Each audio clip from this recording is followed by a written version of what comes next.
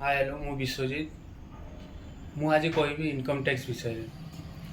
एबे रिसेंटली जो income tax कमी सब कहते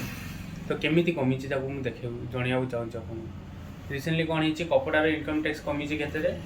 12% था एबे आसी के 500% किंतु ता बदल में मैंने कौन कर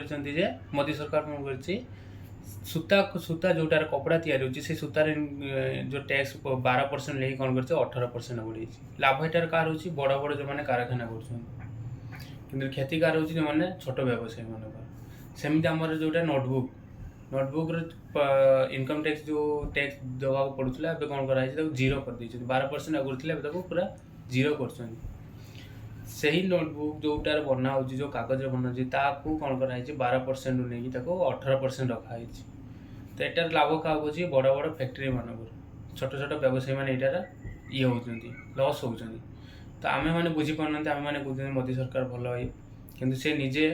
गोटे आड़ू लाभ ये मिठा देखा हेलु गोटे आड़ू से विष दूसरी